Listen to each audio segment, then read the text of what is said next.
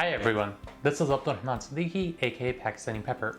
Today I'm going to show you how to use VLOOKUP, which is a function that helps you find corresponding information using just one matching cell in Excel. Imagine this scenario. You just got a gigantic sheet that has all your school's English scores, for example. You just want to see the scores of the students in your class. You have the ID numbers of the students in your class, but you don't want to sit there and manually sort through the entire sheet to try and find your students alone. How do you do that? Well, with VLOOKUP, you don't have to do it manually. I'll show you how to do this, along with a quick fix that some people often make a mistake in and end up with a reference error. Let's go. Here I have this list. These are the students that I personally tutored. And if you can't tell, no, they're not students I tutored. It's just a list of characters from an anime my students keep telling me to watch, but is actually terrible. This is the student test scores across the state, in both English and math. Now, I've only tutored these students, we're assuming, in English. I have their student ID numbers, and I only want to know their English score. But I don't want to go searching through the list for these specific numbers. It's overwhelming. So, here's what I'm going to do. I'm going to go into the tab, and I'm going to find the tab that I want to fill with the information I want to fill, in this case, the English score. If I look here, the English score is the fourth column. That's going to be important. One quick note that I want to make here. Notice how the student ID in the State Test Scores tab is in the first column.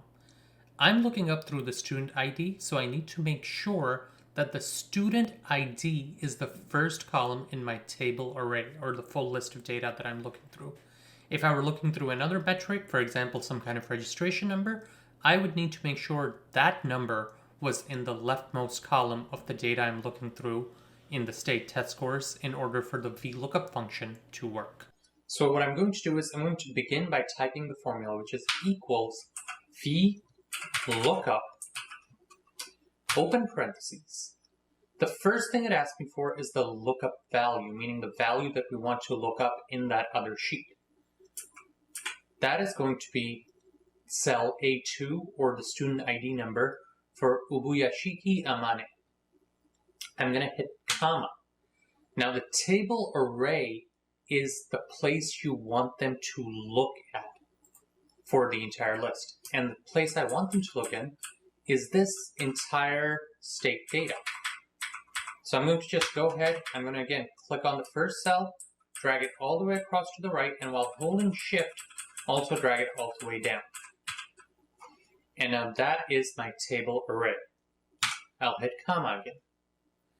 Now, as you can see, it's looking for value A2 across cells A1 through E23 in the State Test Scores tab. Now it's asking for the column index number. So which column do I want to look? Obviously, I wanted the English scores, so I'm going to go 1, 2, 3, 4.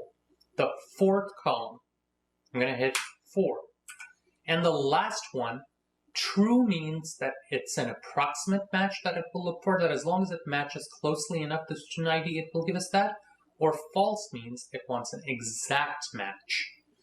In this case, I want an exact match because student ID numbers can be similar, but similar ID numbers does not mean the same student, and I need the exact student in this case.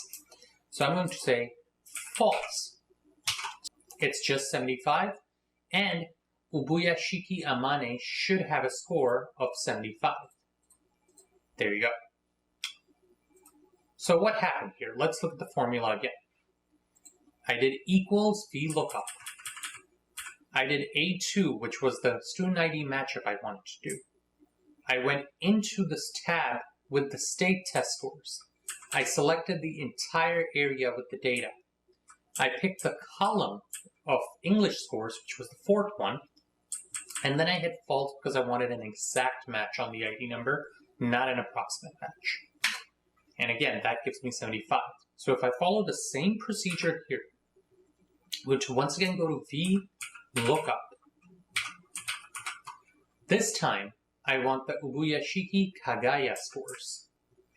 I'm going to go here, comma. I'm going to go to the tab where I want all the scores, hold down Shift, select the entire data array, comma. Column index, we again want the fourth column, which is the English scores, and we need an exact match, so we're going to do false.